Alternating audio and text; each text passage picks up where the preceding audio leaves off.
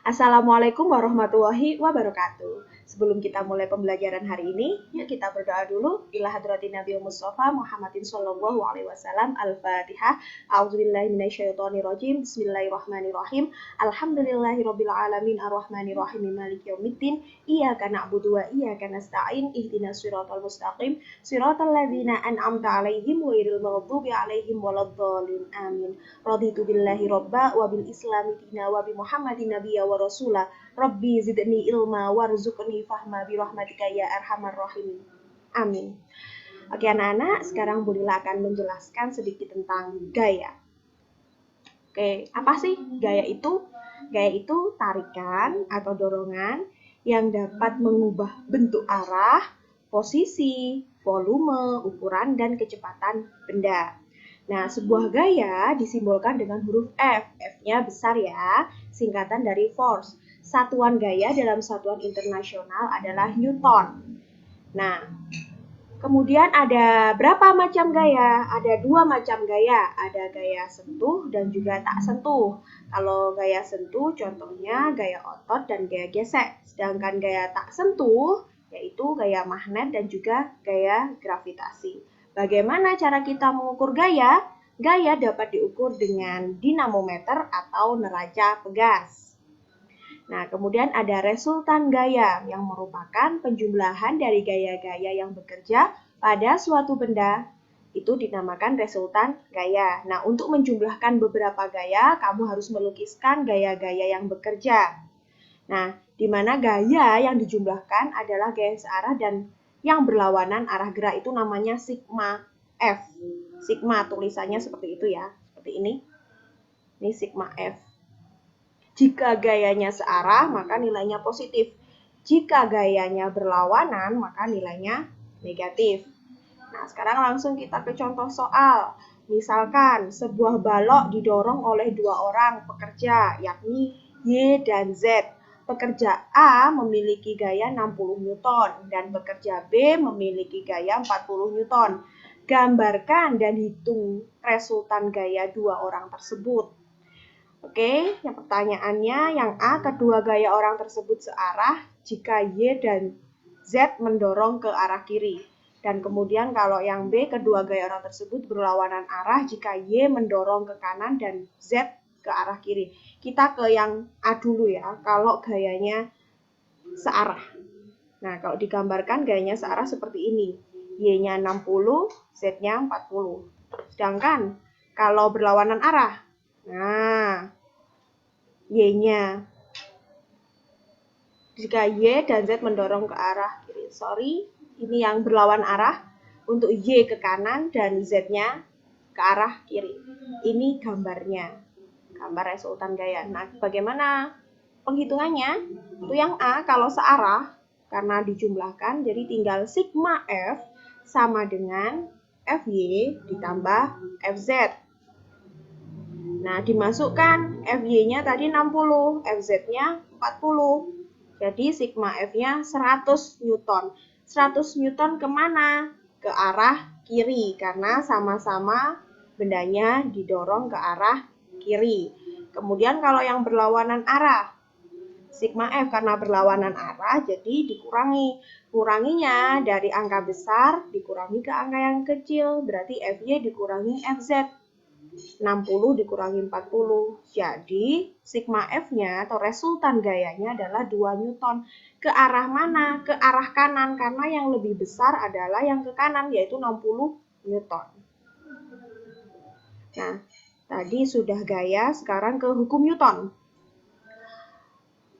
Hukum Newton 1, jadi hukum Newton itu ada 3. Ada hukum Newton 1, hukum Newton 2, dan hukum Newton 3. Untuk hukum Newton 1 berbunyi bahwa benda memiliki kecenderungan untuk mempertahankan keadaan diam atau geraknya dengan kecepatan tetap, yang disebut sebagai inersia atau kelembaman benda.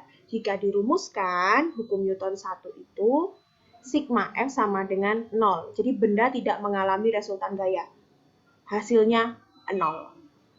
Kemudian, gambarannya seperti apa hukum Newton 1? Nah, contohnya seperti suatu benda yang sedang diam, cenderung tetap diam jika gaya resultannya 0 atau jika tidak ada gaya yang mempengaruhi benda tersebut. Dan suatu benda yang sedang bergerak lurus beraturan akan terus bergerak lurus beraturan jika gaya resultannya 0 atau jika tidak ada gaya yang mempengaruhi benda tersebut. Contoh dalam keseharian itu terlihat pada orang bermain ice skating. Ketika pemain meluncur tanpa menggerakkan tenaga, maka tidak ada gaya yang bekerja pada pemain tersebut. Tetapi pemain tersebut dapat terus meluncur dengan kecepatan yang hampir tetap. Hal ini disebabkan karena lapangan yang sangat licin, sehingga gaya gesekan yang terjadi hampir tidak ada atau sama dengan 0.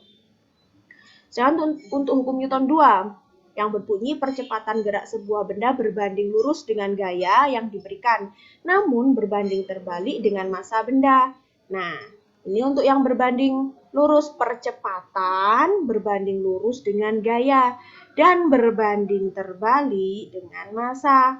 Jadi untuk rumusnya bisa ditulis, boleh dari sini juga, sigma F sama dengan M kali A, di mana F merupakan gaya, atau kalau sigma F total gaya, satuannya Newton, A ini percepatan, dan M massa benda. Contoh soalnya, misalkan ada sebuah benda bermassa 3 kg ditarik oleh gaya 2 Newton ke kiri dan 8 Newton ke kanan. Tentukan besar dan arah percepatan benda tersebut. Wajib kalian kalau mengerjakan nulis diketahui, ditanya, dan dijawab. Dari soal ini yang diketahui yang pertama massa benda, simbolnya M, 3 kg. Kemudian F-nya ke kiri 2 Newton dan ke kanan 8 Newton. Yang ditanya apa? Besar percepatan benda atau A-nya dan arah percepatannya. Dijawab. Pertama, kita nyari sigma F-nya dulu atau total gayanya dulu. Ingat kalau berlawanan arah berarti dikurangi besar kurangi kecil, 8 kurangi 2. Kemudian masukkan massanya dan A-nya atau percepatannya dicari, berarti tetap A. 8 kurangi 2, 6. Selanjutnya, untuk mencari A-nya berarti 6 dibagi 3 sama dengan 2 meter per sekon kuadrat. Ke arah mana? Ke arah kanan. Karena besar gayanya ini lebih besar yang ke arah kanan. Sekarang hukum Newton 3. Untuk hukum Newton 3 berbunyi, ketika benda pertama mengerjakan gaya atau F aksi pada benda kedua, maka benda kedua tersebut akan memberikan gaya F reaksi yang sama besar ke benda pertama namun berlawan arah. Jika dirumuskan menjadi sigma F aksi sama dengan negatif sigma F reaksi. Oke, negatif di sini tidak mengartikan bahwa nilainya negatif, bukan, tapi mengindikasikan bahwa adanya perlawanan, adanya reaksi, sehingga dikasih tanda negatif. Kemudian sifat-sifat gaya aksi reaksi itu apa aja? Gaya yang bekerja besarnya sama, misalnya aksinya 10 Newton, nanti reaksinya juga 10 Newton. Dan arahnya harus berlawanan dan jumlah besarnya sama, terletak pada satu garis lurus dan bekerja pada dua benda yang berbeda. Contoh dalam keseharian, ketika kamu memukul meja, tangan akan merasa sakit. Ketika seseorang memukul meja, tangan orang tersebut akan merasa sakit. Kenapa? Karena tangan memberikan gaya, yang kemudian meja tersebut balik memberikan gaya yang sama besarnya. Sehingga tangan yang sakit merupakan hasil dari gaya reaksi yang diberikan oleh meja. Oke, demikian penjelasan Bu Lila tentang gaya. Semoga bermanfaat. Wassalamualaikum warahmatullahi wabarakatuh.